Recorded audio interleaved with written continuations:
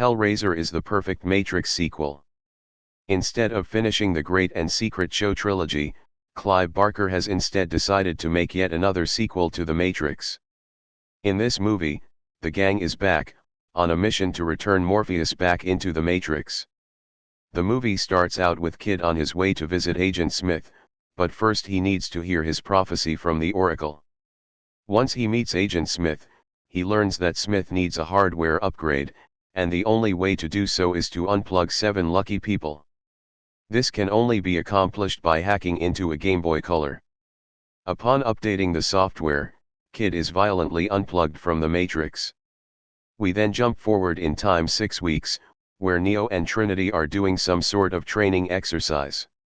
Once their stimulation is complete, we are greeted with some familiar faces, such as Morpheus, Nairobi, and the French guy. The keymaker is mine, and I see no... Trinity goes on a side quest to take several red pills, but Morpheus intervenes, and he too is violently unplugged. The gang must now come together and save Morpheus from the machines!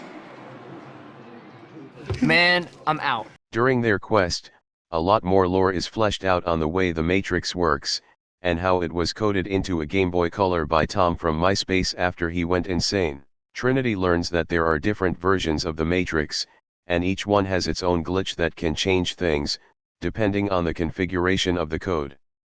For example, there is the Windows 10, Windows 7, or Windows 95 configuration, but to respawn Morpheus, they will need the most powerful one, the Windows XP configuration. Eventually the gang tracks down Agent Smith in the Machine City, and he is playing peekaboo. It is revealed that he accidentally used the DOS configuration, and his upgrade came in the form of a RAM stick that was too big for his body, and there was no way to take it out without him getting a blue screen of death. He complains to Babyface, who suggests he uses a Linux distribution instead. Neo sacrifices himself to fulfill his prophecy, and Nairobi decides that Matrix flavor steak is too boring, so she pleads with Babyface to unplug her.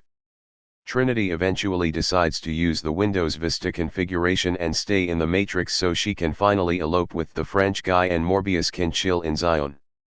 Agent Smith is then used to once more sequel bait the audience, by getting himself unplugged as well, and going to Disney World. Like and subscribe for more movie reviews, or comment below if you want me to cover something specific.